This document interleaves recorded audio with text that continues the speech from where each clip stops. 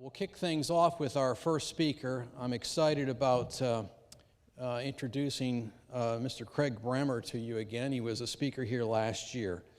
Craig is a member of the senior leadership team at the Office of the National Coordinator for Health Information Technology and serves as director of the Beacon Community Program. Beacon represents ONC's innovation portfolio for demonstrating health IT's role in accelerating gains in healthcare quality, efficiency, and population health. This $250 million program includes 17 diverse communities across the U.S. where clinicians, hospitals, health plans, and other partners are testing novel technologies and quality improvement strategies to improve healthcare. Cincinnati, as you know, is one of those communities. Craig is also an assistant professor in the Department of Family and Community Medicine at the University of Cincinnati Academic Health Center, where his work prior to joining ONC involved research and instruction on health policy, management, performance measurement, payment innovation, and information technology. That's a lot of stuff, Craig. He has had several large-scale healthcare improvement initiatives involving health IT, payment innovation, and clinical performance improvement, and his work has been published in leading healthcare journals such as Health Affairs and the American Journal of Managed Care. Craig is a Cincinnati native, and he's asked me to state clearly his preference today for Skyline chili over Gold Star chili. I think you need to also register for Text for Health, Craig, and make sure you're not a pre-diabetic. Today, Craig will be giving his perspective on healthcare transformation and the role IT plays in a new vision for healthcare. Please join me in welcoming Craig to our stage.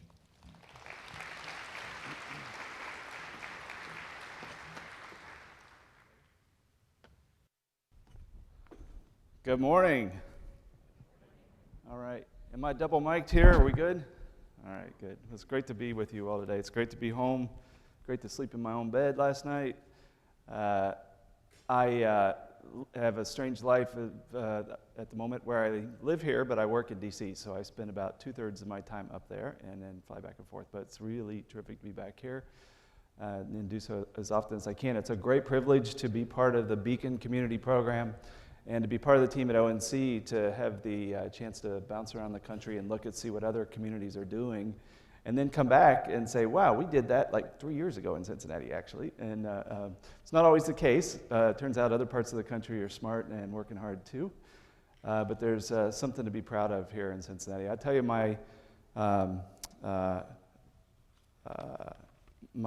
short little personal story that some of you know, where about 10 years ago I was diagnosed with non-Hodgkin's lymphoma and spent 2 years traveling across the United States, literally. I went to 5 cancer centers. At the time we had little kids, 4, and was at the university, well, I won't say. I was at a university that's very good at this particular condition, and they, after much time, sent me home as the preceding institutions had, and said there was nothing that could be done. My friends threw a party at Old St. George on Calhoun, and I barely remember it at the time. I was in pretty bad shape. And a friend of mine, an internist here in town, TJ Reddington, he might be here actually, I don't know where TJ is, and I went to see an oncologist at Jewish the day after Christmas. And this guy, I think he's retired now, Dwayne Sigmund, he's a cowboy of an oncologist, actually owns steers, quite literally.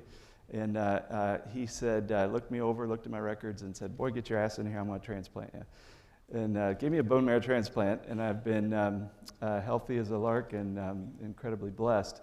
But so I literally owe my life to the medical community of Cincinnati, quite literally. And so what did I learn when I was on that journey, traveling across my world tour of healthcare in America? I learned that there are real heroes, clinicians, managers, other professionals. They're heroes because they went into the field to cure, but they're also heroes for something that they did that they didn't anticipate, and that is trying to make sense of a system that wasn't designed to help them be effective. It was our healthcare system was a cottage industry that just grew this way. It was organic. We didn't plan it this way. And so you and many across America are spending every day trying to make this all work. So at this point, I'm going to click to my slides, and we're a little pinched on time, so I'm just going to skip through a couple of those. What are we actually trying to accomplish? You'll hear us talk about triple aim. This is or the three-part aim: the better health, better care, and lower per capita cost. At the end of the day, that's what we're all about. Not one over the other, but all equal. And that's what's terrific about GE, healthcare leaders, physicians, nurses, even consumer groups across this community are really focused on this triple aim. This is a national agenda that trickles down. You'll hear Greg Moody from the state of Ohio probably later talk about this triple aim. It's a real tangible thing we can get our heads around. And obviously our point at ONC is that Health IT lays a platform for this kind of work. So what are we trying to get to? We're trying to get to a system that is more accountable and organized. We start out here on the left, and again, I'm not going to read this just in the interest of time this morning. But we started in this stage one, early days of mom and pop shops, and we've migrated over time to increasingly coordinated care. Maybe you could say that we're in this, maybe getting close to this coordinated space where sufficient patient data is available to coordinate care by tracking cases and health risk management and being able to exchange data between HIPAA business associates. I'd say we're about there now, maybe, in best case. And what we want to get to is accountable care, where clinicians, providers, and institutions actually work together as a team to manage populations. When I was sick and traveling across the country, it was totally disorganized. We literally stole my medical records from medical facilities because we knew that they weren't going to get to the next place, and so we stole them. That's not right. You folks shouldn't have to do that. And so we want to move toward this more accountable care. So you hear about accountable care organizations, kind of a buzzword. It's just simply recognizing that it's that one thing that precludes us from getting all the way down to where we want to go is that the payment system currently pays for each individual visit and encounter, and we want to pay as more globally so that you providers get paid to take care of the entire population of patients. The high-tech story, we're moving down this path. I'm going to, Trudy, I'm looking for you to give me the signal. Where did Trudy go? All right, no signal, I'll keep going. The high-tech framework here that many people know about, but others may not. This was from New England Journal article laying out what are all the pieces. This is how the Regional Extension Center fits in. You can see that at the top, the workforce training that Cincinnati State's doing. This is all about adoption. Obviously, the big yellow is the meaningful use incentives. That's the big deal.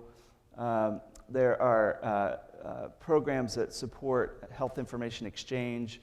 A lot of the really critical work that ONC does is around standards and interoperability. So this is very nerdy stuff.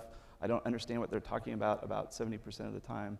They have terrible jokes, these standards people. Like one of them is that standards are like toothbrushes. Everybody believes in them, but everybody only wants to use their own. And then they crack up. They think that is freaking hilarious, these standards guys. Anyway, but those guys are doing really important work. And our folks here in Cincinnati are contributing to that, very actively involved in that. If we don't get these things standardized, one electronic health record can't talk to the other, obvious point. Meaningful use takes off. 52% of office-based physicians intend to take advantage of EHR incentives now. The percentage of primary care providers who have adopted EHRs in their practice has doubled from 2009 to 2011, from 20 to 40%. Regional extension centers have signed up 100,000 primary care physicians. This is about a third of the eligible providers. Right? The hospital adoption has more than doubled since 2009, from 16% to 35%. About 85% of hospitals intend to attest to meaningful use by 2015. Here's some data points. Again, just emphasizing that these are at least a basic is the yellow line. These are for hospitals. The blue line is a comprehensive EHR. So you can see from 2008 to 2011, we got a nice little hockey stick beginning to develop.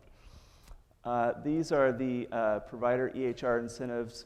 Our target at ONC, or as a country, all of us together, is 100,000 in 2012. So far, we've had 29,000 that have received Medicare incentive payments. The total registered to receive incentives are 172,000. So we think we're going to hit that, but it's going to be a heavy, heavy push. We're asking everybody to do what you're planning to do to test for meaningful use and then bump it forward by a quarter. See if you can't get it done 3 months earlier, because we really want to demonstrate this upward trajectory. Again, I mentioned hospitals. Only 1,300 have been paid so far. The total registered are 3,000, but that number is rising dramatically. So meaningful use, for people who aren't sort of in the wonkery world of following these regs and paying a whole lot of attention to it, there are multiple stages. The first stage, stage 1, was about capturing structured data. Stage 2 is about exchange. That's the proposed rule that's out now. And stage 3, and in the future, it'll be about outcomes and improving performance. So that's where we are. We're early on in this game, but more and more clinicians are becoming wired and modernizing their systems. And then over time, we'll be focusing more on exchange and interoperability and outcomes. So I'm still not seeing Trudy. So can you give me a time check? I know we started a little bit late. Okay, she's telling me now. 5 minutes. There we go. So exchange is turning the corner. I'm going to zip past this. All these slides are available for you. The number of e-prescribing, for example, is really interesting. When the Office of the National Coordinator for Health IT, where I started, was initiated by the Bush administration, there was less than 1% of clinicians in the country were e-prescribing. And so now you can see there's a beautiful curve, and we're well on the way where the vast majority of clinicians now e-prescribe. This is about hospital exchange activity with ambulatory care providers. So discharge and transitions we know is a big deal. A lot of problems happen at that transition. And so this is how hospitals are exchanging data over in 2010. And this is not a trend line, so these numbers are going up as well. Unfortunately, a lot of this information currently is being exchanged by fax still. And it's taken a lot of time, 2 to 14 days. And Keith just mentioned this ED alert thing, which is really terrific, right? Wouldn't it be great if you knew the moment your patient hit the hospital that they're in and you can get engaged early on? So that's exciting work to try to shift those numbers. This is a paper that was just released in Health Affairs, which lays out our health information exchange strategy at the Office of the National Coordinator. And there will be a link, I'm sure, on the website. So what do we have driving this transformation pathway? We have a lot of cost and quality concerns, legislation. The accelerators are professionalism of clinicians who want to modernize their systems. A lot of consumer demand. Consumers want to see their doctor use an electronic health record. They want to communicate with their doctor electronically. They want to email secure message about their medication question. Of course, the incentives for electronic health records and the standards over time. What are we looking for as outcome? We're looking for a national health IT infrastructure, not a big database in the sky that the government controls. That's absolutely not the plan. The plan here is to have common standards so clinicians who actually care about patients and work with patients can exchange data in real time. Looking at integrated health management, that's that care coordination I mentioned. Looking at personalized care strategies where more and more data about individual patients are available real time so care can be customized. And easier access to care, leveraging technology so consumers don't have to come in for the traditional office visit for things that you really don't need to come into an office for. Using technology, mobile apps, there's a tremendous explosion of mobile technology around health and healthcare that we'll be seeing over the next couple of years. Through this last this slide in here because this is a guy, ePatient Dave. I know he came here and spoke one time. Interesting fella, has been in a lot of national magazines and sort of famous in the consumer world. He's a huge health IT advocate, and I put it in there to remind you that your patients and our family members are really wanting the health sector to modernize. They're really looking for technology solutions to, they come into a practice with big paper records, and they don't quite understand it. So there's going to be increased demand from consumers for IT solutions. So lastly, here's where you are right now. This is a graph from, a kind of complicated graph, but just high level here, from Ralph Stacey, who's a organizational theorist, if you will. Along the bottom axis, he says, look at certainty about outcomes. What are we trying to accomplish? If there's high certainty, it's on the left. If there's low certainty, it's on the right. This is agreement about outcomes. If there's low agreement, it's up top, and if there's high agreement, it's down below. So you're in a complicated stage of your careers right now. We all are. There is so much going on around meaningful use of electronic technology, payment reform, consumerism, reporting and measurement, et cetera. There's so much going on. The trick, I would argue, is to avoid that chaos into the spectrum where nobody agrees about the outcomes, and we don't really even know what the outcomes are we would agree on. That's bad. We don't want to be there. On the other hand, we're not going to be in a planned command and control kind of military-style world. We're right in the zone of complexity where we are trying as a community and communities of communities to come together on agreeing on what are we trying to accomplish and how are we going to do it. So I want to encourage you in your work, congratulate you on everything you've done so far, and I hope you have a terrific day. Thanks for having us here.